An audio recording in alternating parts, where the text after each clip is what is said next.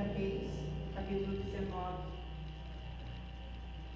E Acabe fez saber a Jezabel tudo quanto Elias havia feito e como totalmente matara todos os profetas à espada. Então Jezabel mandou um mensageiro a Elias a dizer-lhe: assim me façam os deuses e outro tanto, se disser que amanhã a estas horas não puser a tua vida como a de um deles. O que vendo ele, se levantou e para escapar com vida se foi, e veio a Berseba, que é de Judá, e deixou ali o seu moço. E ele se foi ao deserto, caminho de um dia, e veio e se assentou debaixo de um zimbro, e pediu em seu ânimo a morte, e disse: já basta, ó Senhor, toma agora a minha vida, pois não sou melhor do que meus pais. E deitou-se e dormiu debaixo de um zimbro. E eis que então um anjo tocou e lhe disse: levanta-te e come. E olhou, e eis que a sua cabeceira estava um pão cozido sobre as brasas e uma botija de água. E comeu e bebeu e tornou a deitar-se. E o anjo do Senhor tomou segunda vez e o tocou e disse: levanta-te e come, porque muito comprido te será o caminho. Levantou-se, pois, e comeu e bebeu, e com a força daquela comida caminhou 40 dias e 40 noites até Horebe, no monte de Deus.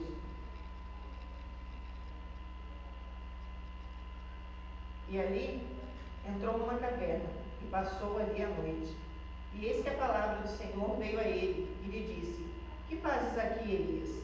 E ele disse: tenho sido muito zeloso pelo Senhor, Deus dos exércitos, porque os filhos de Israel deixaram o teu concerto, derribaram seus altares, mataram seus profetas à espada, e eu fiquei só, e buscam a minha alma, a minha vida, para me tirarem. E ele lhe disse: sai para fora, e põe-te neste monte perante a face do Senhor. E eis que passava o Senhor, como também um grande e forte vento que fendia os montes e quebrava as penhas diante da face do Senhor. Porém o Senhor não estava no vento. E depois do vento, um terremoto. Também o Senhor não estava no terremoto. E depois do terremoto, um fogo. Porém também o Senhor não estava no fogo. E depois do fogo, uma voz mansa e delicada. E sucedeu que, ouvindo a Elias, envolveu o seu rosto na sua capa, e saiu para fora, e pôs-se à entrada da caverna. E eis que veio a ele uma voz, e dizia: que fazes aqui, Elias? E ele disse: eu tenho sido em extremo zeloso pelo Senhor, Deus dos exércitos, porque os filhos de Israel deixaram o teu concerto, derribaram os teus altares, e mataram os teus profetas à espada, e só eu fiquei e buscam a minha vida para tirar. E o Senhor lhe disse: vai, volta pelo teu caminho, para o deserto de Damasco, e vem, e unge a Azael rei sobre a Síria. Também a Jeú, filho de Nimsi, ungirás rei de Israel. E também a Eliseu, filho de Safate, de Abel-Meolá, ungirás profeta em teu lugar. E há de ser que o que escapar da espada de Azael, matá-lo-á Jeú, e o que escapar da espada de Jeú, matá-lo-á Eliseu. Também eu fiz ficar em Israel 7.000, todos os joelhos que não se dobraram a Baal, e toda a boca que o não beijou. Partiu, pois, Elias dali, e achou a Eliseu, filho de Safate, que andava lavrando com 12 juntas de bois diante dele. E ele estava com a 12ª, e Elias passou por ele, e lançou a sua capa sobre ele. Então deixou ele os bois, e correu após Elias, e disse: deixa-me beijar a meu pai e minha mãe, e então te seguirei. E ele lhe disse: vai e volta, porque te tenho eu feito? Voltou, pois, atrás dele, e tomou uma junta de bois, e os matou, e com os aparelhos dos bois, cozeu as carnes, e as deu ao povo, e comeram. Então se levantou, e seguiu a Elias, e o servia. Esse é o capítulo 19, o qual Deus me deu essa tarde. No comecinho da noite já, estava até preocupada já, sem palavra para trazer hoje. E o que eu vi com esse capítulo 19 é que, como a gente já sabe, a vida humana, a gente vive no meio de uma guerra. O existir da gente é extremamente contraditório. Há dias em que estamos efervescendo de alegria, há outros em que nos desfazemos de tristeza, há dias em que somos cidadãos da esperança, há dias em que habitamos as regiões mais escuras da desilusão, da incerteza, da incredulidade. Há dias em que somos campeões da fé, mas há dias em que já amanhecemos derrotados, abatidos, vencidos, antes mesmo de começar a batalha de cada dia.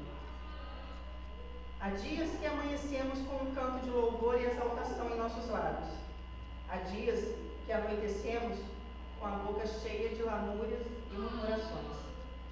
Há dias de luz, há dias de trevas. Há dia para tudo debaixo do sol. E nenhum de nós passa a vida inteira sem se chocar com essas contradições.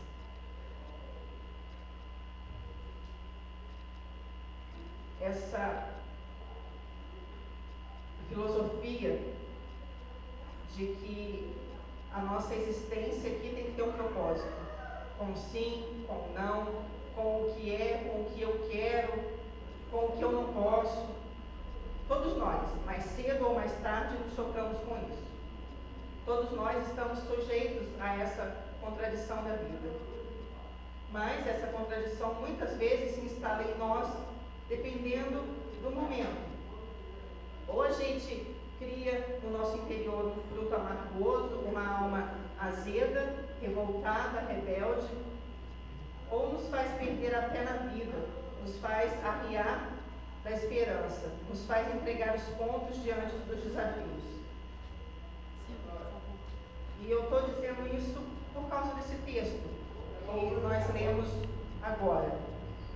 Elias era um dos grandes expoentes do povo de Deus do Velho Testamento. E talvez seja o maior profeta no tempo da monarquia lá em Israel.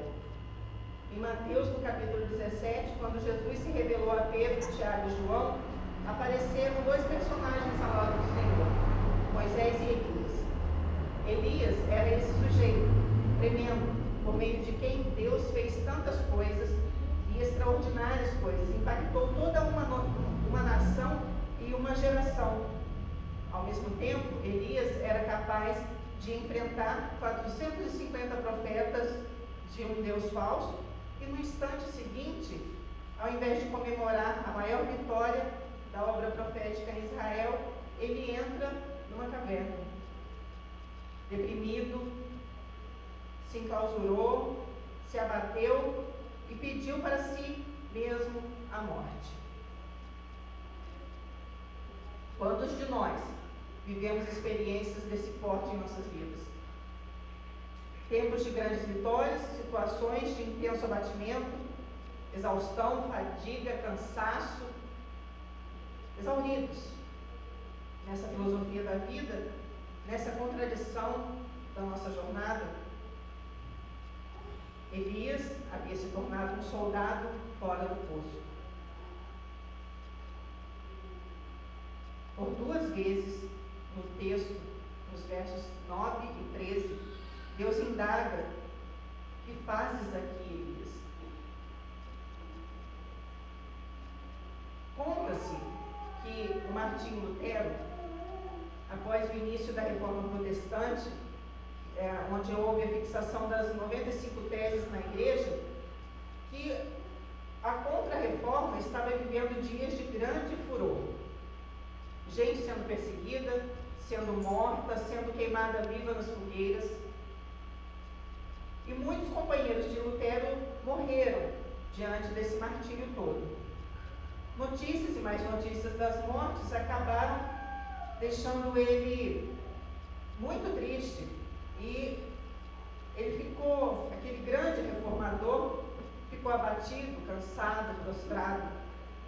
Ele entrou para o seu quarto e ficou lá uma semana inteira, sem comer, sem beber, uma semana inteira. E no final dessa semana, entrou uma jovem, vestida de preto, e bateu lá na porta do quarto dele, e ele levantou todo abatido, amuado, foi lá, abriu a porta, olhou para ela e falou assim: quem morreu dessa vez? Aí ela falou assim: foi Deus. Aí ele brigou com ela: que isso, menina? Como assim Deus morreu? Deus não morre. Aí a moça falou para ele: se Deus não morreu, o que você faz aqui nesse quarto, abatido e prostrado? Se Deus não morreu, saia e lute como um soldado no seu posto. Lutero havia se tornado um soldado fora do posto. Elias havia se tornado um soldado fora do posto. Disse-lhe Deus: que fazes aqui, Elias? Como Elias se tornou um soldado fora do posto? O que levou um homem de Deus com um ministério tão tremendo e vitorioso a agir como alguém fora do posto? Primeiro, Elias perdeu a sensibilidade da direção divina. O ministério de Elias surgiu devido à direção da palavra de Deus. A vida, o ministério, o êxito da caminhada de Elias tinha relação direta com a direção de Deus para a sua vida. Deus dizia, Elias fazia. Elias perdeu esse referencial. Quando não ouvimos a voz de Deus, quando não escutamos o que Deus tem a nos dizer, acabamos fatalmente dando ouvidos a outras vozes. Como nós vimos no texto, Jezabel disse para Elias: amanhã farei contigo o que fizeste aos meus profetas e sacerdotes. E Elias, temendo essa palavra, fugiu. Se encavernou. Precisamos dar mais ouvidos a Deus. Precisamos estar sensíveis às suas orientações. Cuidado com o que você tem ouvido. Cuidado com as vozes que estão direcionando o caminho. Êxito, vitória, sucesso só acontece quando ouvimos a voz de Deus.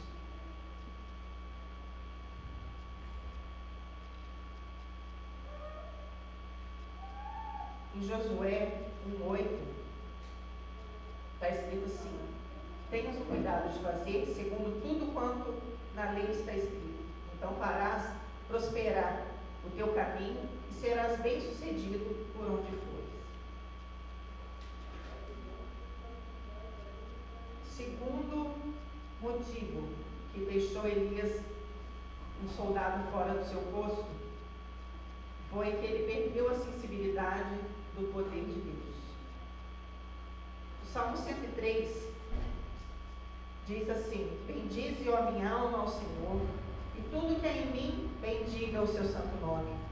Bendize, ó minha alma, ao Senhor, e não te esqueças de nenhum só de seus benefícios. Em Lamentações 3:21 diz assim: quero trazer à memória o que me pode dar esperança. As misericórdias do Senhor são a causa de não sermos consumidos, porque as suas misericórdias não têm fim, renovam-se a cada manhã. Quantas coisas Deus havia feito na vida de Elias? Através da vida de Elias, quantas coisas? Vou enumerar algumas. Deus preservou Elias dos dias de fome em toda a terra. Deus poupou ele em dias de estiagem e seca. Deus o sustentou por meio de corvos. Os corvos levavam para ele pão e carne 2 vezes por dia. Deus sustentou por meio da farinha e do azeite da viúva de Sarepta. Deus reviveu o filho da viúva por intermédio de Elias. Deus respondeu o clamor do profeta com fogo no altar, na frente de 450 sacerdotes de um falso Deus. Quantas bênçãos! E Elias esqueceu de contar as bênçãos. Quando perdemos a sensibilidade do mover de Deus, quando perdemos a sensibilidade do poder de Deus, passamos a ser guiados pelos temores. Somos guiados pelas circunstâncias. Somos dirigidos pelos medos e receios que a vida nos impõe.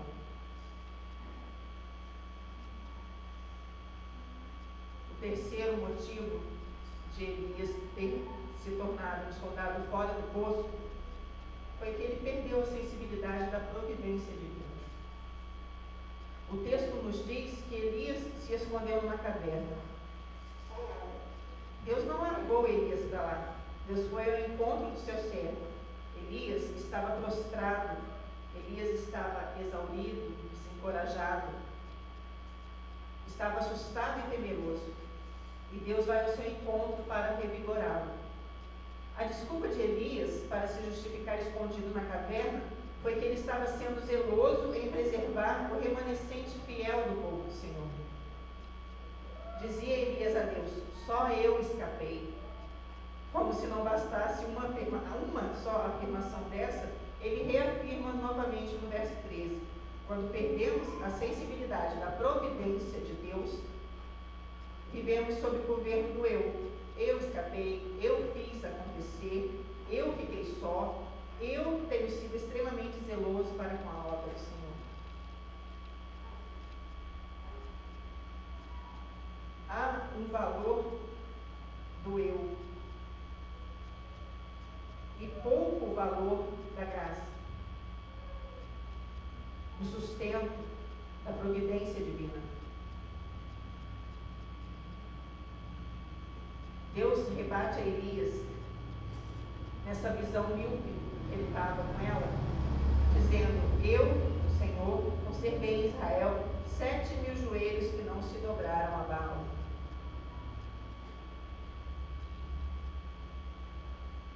Como é que Deus tratou Elias?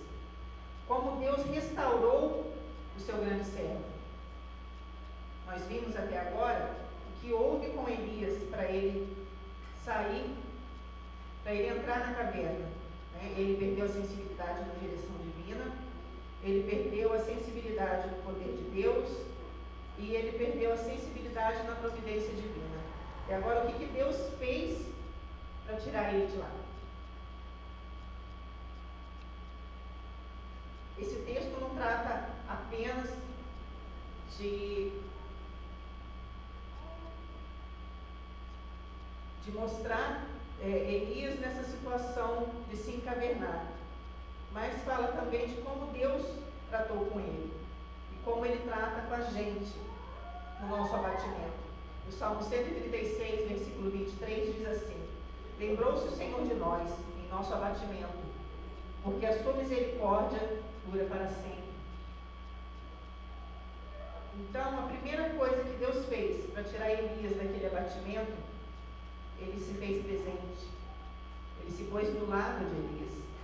Deus não nos abandona. Deus veio ao encontro de Elias na caverna. Elias estava escondido para Jezabel, estava escondido para os homens, mas nunca estaria escondido para Deus. O Salmo 139, versículo 7 diz assim: para onde me ausentarei do seu espírito?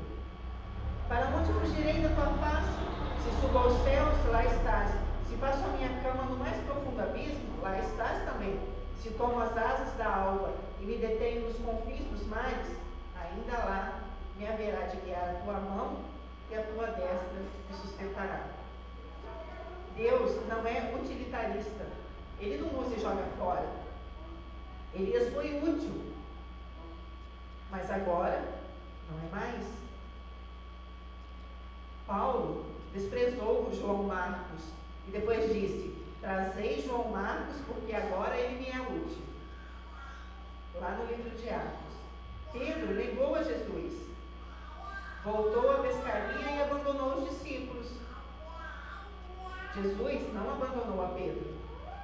Jesus foi lá e mandou dizer que o veria de novo na Galileia. Deus é um Deus que não tirou de lá. Jamais. Segunda coisa que Deus fez: levantou companheiros para apoiar Elias no ministério. Ninguém chega a lugar nenhum sozinho. Há pessoas que se acham independentes de tudo e pensam que conseguirão algo de extraordinário sozinhos.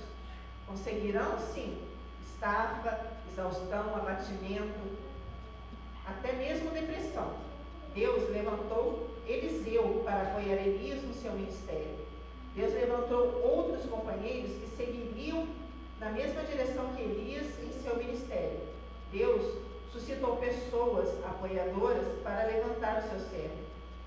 Lá em Eclesiastes, capítulo 4, versículo 9, diz assim: melhor é serem dois do que um. Deus levanta companheiros, não competidores na obra. Essa também era a percepção de Paulo, que disse assim: eu plantei, Apolo regou, de maneira que somos cooperadores na obra de Deus.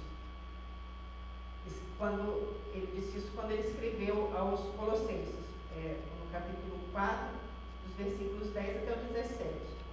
Paulo afirma sobre a sua equipe de trabalho.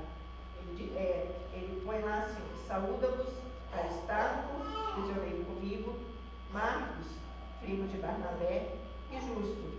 Eles têm sido o meu alento.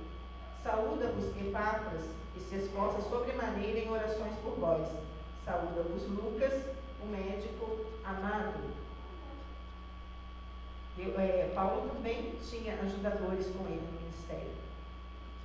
Deus renova o desafio da responsabilidade de Elias. Deus tirou Elias da caverna porque a obra ainda não havia sido concluída. Ainda existiam inúmeros desafios para que ele fizesse em frente. Deus renova a vida e o ministério de Elias. Algumas sérias responsabilidades. No Evangelho de João, o Senhor, já ressurreto, conversa com Pedro e lhe indaga: tu me amas? Apacenta as minhas ovelhas. A responsabilidade dada para o pastoreio foi a Pedro. Deus renovou em sua vida a vocação, o chamado e a importância do seu ministério. Tá bom, evangelista, mas o que você quer dizer com tudo isso? Sai da sua caverna. Deus tem muito a fazer. Não fique prostrado, não fique enclausurado. Não permita que a exaustão, o cansaço, o desânimo roubem as bênçãos de Deus na sua vida. Como Deus disse para Elias: o que fazes aí? Sai da caverna agora. É o que Deus está falando para a gente essa noite. A gente pode ter perdido o ânimo diante de tanta adversidade, e a vida de cristão não é fácil. É realmente muito difícil ser cristão hoje em dia. Muito difícil mesmo. Tem muitas provações, tem muitas perseguições, nos perseguem demais. E essas coisas podem levar a gente para o fundo do poço emocional, espiritual. Nós não podemos entrar para a caverna e ficar lá prostrados. E Deus sustenta a nossa caminhada por meio da sua providência. Deus cuida de ti, Deus dirige a sua vida. Deus põe gente santa, gente boa ao seu lado para te abençoar. Deus renova sobre nós o chamado. Deus está renovando sobre nós o chamado, a vocação e a nossa responsabilidade nesse ministério. Era isso o que Deus tinha para nos dizer essa noite. Nós não podemos ficar prostrados, sem sensibilidade da direção divina, sem a sensibilidade do poder de Deus, sem a sensibilidade da providência divina. Porque Deus se faz presente na nossa vida. Ele não nos põe de lado, pelo contrário, Ele não nos abandona. E Ele levanta sempre alguém para estar te acompanhando. Deus sempre renova o desafio nas nossas responsabilidades, na igreja, no lar, seja onde for o teu ministério. Mas essa noite nós estamos realmente falando da nossa vida espiritual. Então, que nós possamos estar sempre nos colocando para fora da caverna, nos colocando a ouvir a voz de Deus. E que assim Deus continue nos abençoando. Amém?